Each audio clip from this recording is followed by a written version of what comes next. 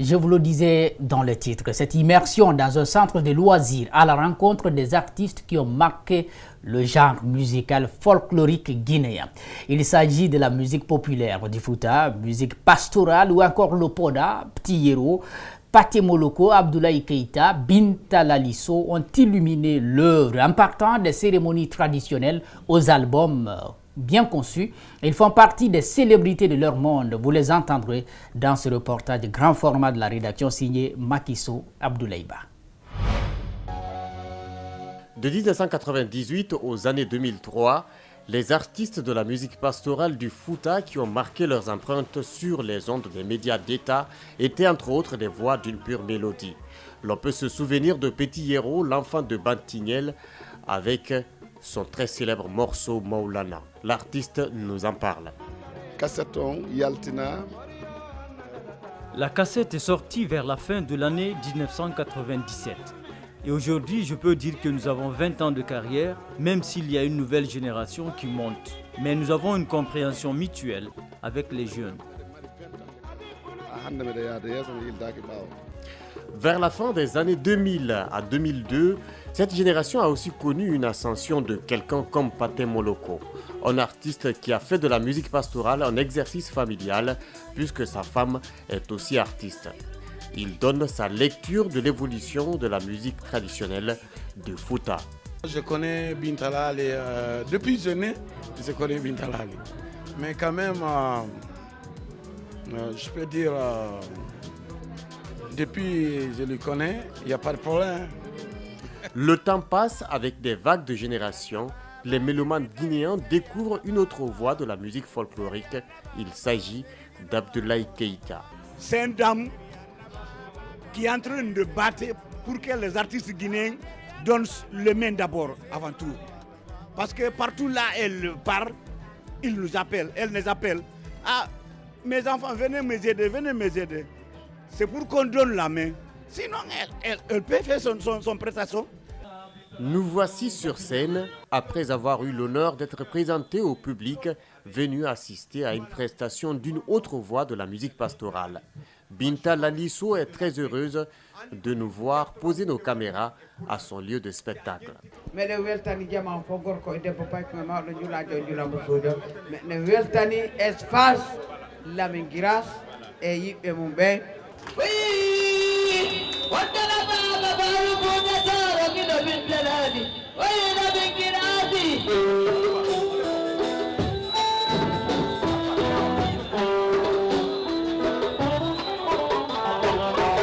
Dans un petit salon qui a servi de cadre à l'entretien que nous avons réalisé avec les autres artistes, nous sommes bercés par un parolier ou encore un farba dans la langue du terroir.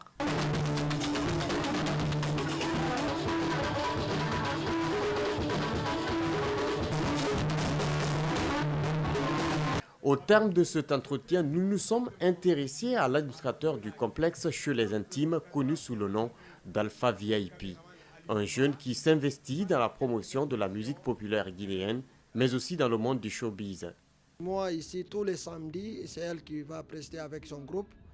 Que je demande tous les Guinéens de bonne volonté de venir en aide pour elle, pour vraiment qu'on puisse l'accompagner, pour qu'elle fasse sa retraite dans de bonnes conditions.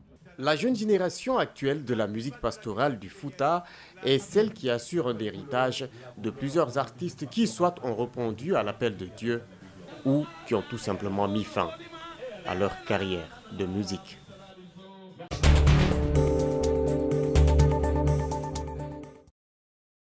L'actualité sur le continent à présent, l'élection malgache sans intérêt pour une population trop pauvre. Le 7 novembre, pour le premier tour de la présidentielle à Madagascar, beaucoup de malgaches ne se rendront pas aux urnes. Aucun candidat parmi les 36 en lice ne trouve grâce à leurs yeux. Avec un taux d'extrême pauvreté de 76,2%, le pays pointe parmi les États les plus pauvres au monde, selon la Banque mondiale. Suivez. Debout depuis 4 heures du matin, Claudine parcourt la ville à la recherche de bouteilles en plastique, pots de yaourt et autres flacons vides pour les revendre. Très occupée à chercher de quoi nourrir sa famille, Claudine ne veut pas entendre parler de l'élection présidentielle. Si jamais je dois voter, je voterai certainement pour les bacs à ordures, car ce sont eux qui nous nourrissent. Les bacs à ordures nous ont toujours aidés, que ce soit pour nous apporter de la nourriture ou de l'argent. Donc je ne vais jamais voter pour personne d'autre. Aujourd'hui, Claudine a vendu une vingtaine de bouteilles en plastique pour 1000 ariars, soit 25 centimes d'euros. En un mois, elle peut gagner jusqu'à 20 euros, soit la moitié du salaire minimum des Malgaches. Avec ce qu'elle a gagné ce jour-là, Claudine a pu acheter 400 grammes de riz, de quoi faire un repas pour 6 personnes. Malheureusement, il lui arrive parfois d'avoir de mauvaises surprises. Nous nous sommes fait voler notre marmite.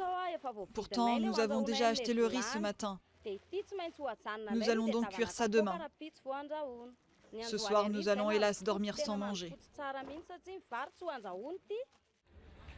Pour Claudine, peu importe le candidat élu. Pour elle, un nouveau président ne changera rien à sa vie. Son ami Raymond, lui, est convaincu que son candidat a la solution pour redresser le pays.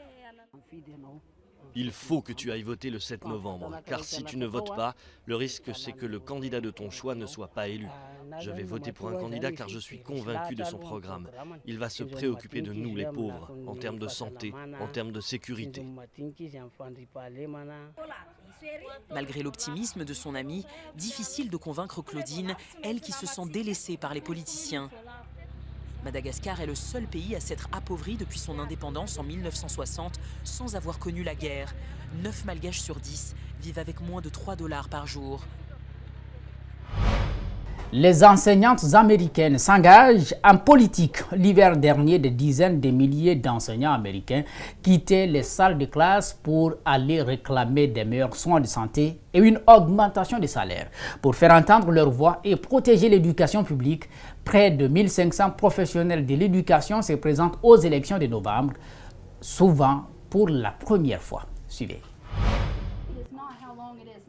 Depuis 9 ans, Amy met toute son énergie et son inventivité au service de ses élèves dans cette école publique de Virginie occidentale. Amy et ses collègues sont parmi les enseignants les moins bien payés du pays. Moins de 35 000 $ par an en début de carrière. L'hiver dernier, c'est à contre-cœur que l'institutrice déserte la classe pendant une dizaine de jours pour la première grève de sa vie. Une démarche illégale pour les employés de l'éducation publique en Virginie occidentale. Ce jour-là, ils discutaient d'une augmentation pour tous les employés.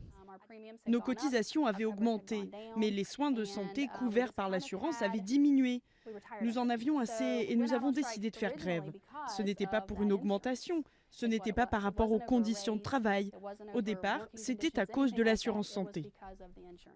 La grève est suivie dans plusieurs États et fait des émules comme ici dans l'Oklahoma. Des dizaines de milliers d'enseignants, de chauffeurs de bus scolaires et d'employés de l'enseignement descendent dans la rue. Résultat, une augmentation de salaire de 5%, la première en 4 ans. Pour l'assurance santé, ils attendent toujours.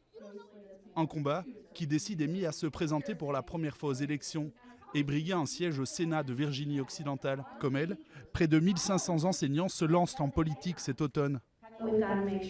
Nous devons nous assurer que vous n'allez pas partir ailleurs, que l'éducation n'est pas trop chère et que vous aurez accès à des soins de santé abordables et des salaires décents. La majorité des enseignants candidats sont démocrates. Vera Miller, elle, fait campagne avec les républicains. Après la crise économique de 2008, la plupart des États américains ont réduit le financement de l'éducation publique.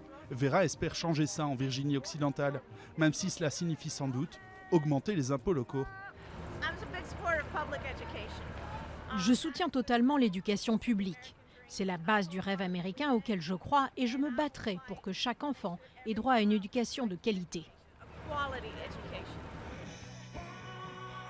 Si elles sont élues en novembre, Vera, Amy et Brian disent vouloir continuer à enseigner.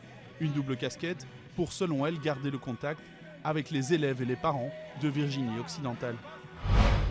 À Gibraltar, le Brexit inquiète. Des deux côtés de la frontière, drogue, chômage, côté espagnol, plein emploi à Gibraltar, la situation est diamétralement opposée de part et d'autre de la frontière. Mais à quelques mois du Brexit, la même inquiétude prédomine. Suivez cet élément de l'AFP. 9 h, c'est l'heure de pointe au poste frontière de Gibraltar. Chaque jour, Près de 14 000 travailleurs traversent cette frontière qui sépare la Línea de la Concepción en Andalousie de l'enclave britannique. Comme Miguel, beaucoup de transfrontaliers souffrent déjà des premières conséquences du Brexit. Le premier impact a été la chute de la livre et mon salaire a logiquement été affecté par cette baisse. Mon salaire en livres reste le même, mais au moment de la conversion en euros, eh bien aujourd'hui, je n'ai plus le même pouvoir d'achat qu'il y a quelques années. Avec un peu plus de 32 000 habitants, Gibraltar est dépendante de ses travailleurs transfrontaliers. Cependant, avec le Brexit, certaines entreprises craignent que les contrôles aux frontières soient plus stricts. Christopher emploie 18 personnes, dont la moitié sont transfrontaliers. Sans eux, son entrepôt ne pourrait pas fonctionner. Il serait littéralement impossible de pourvoir avec d'autres salariés tous les emplois de Gibraltar qui seraient affectés si les transfrontaliers n'étaient pas en mesure de venir. Malgré des négociations intenses entre le Royaume-Uni et l'Union européenne, trop de doutes subsistent quant au scénario final. C'est pourquoi certaines entreprises tentent d'anticiper en cherchant des solutions. Peut-on travailler à distance pendant un certain temps? Existe-t-il des horaires plus flexibles? Peut-on changer ces horaires pour qu'ils ne coïncident pas avec les heures de pointe? Nous réfléchissons à cela, mais certaines entreprises ne peuvent pas le faire car cela dépend du secteur d'activité. Et ce ne sont pas seulement ceux qui travaillent à Gibraltar qui appréhendent le Brexit. Eladio tient un garage du côté espagnol. 2 tiers de ses clients viennent de l'enclave britannique à la recherche des prix les plus bas. Mais en cas de contrôle approfondi à la frontière, il craint pour son activité. Ici, il n'y a rien. Nous devrions faire nos valises et partir à l'étranger comme dans les années 60. La famille d'Eladio avait émigré en France après la fermeture de la frontière avec Gibraltar par le général Franco en 1969. Aujourd'hui, trouver un emploi à la Línea de la Concepción est presque impossible. Le taux de chômage y dépasse les 30%. Voilà, c'est la fin de cette édition d'information dirigée derrière les caméras par Ibrahima Souma. Nalaï Sidibé, Lamine Sidibé et Mafata Sano ont géré le son. Je vous souhaite du plaisir en compagnie des programmes d'Espace TV. Au revoir.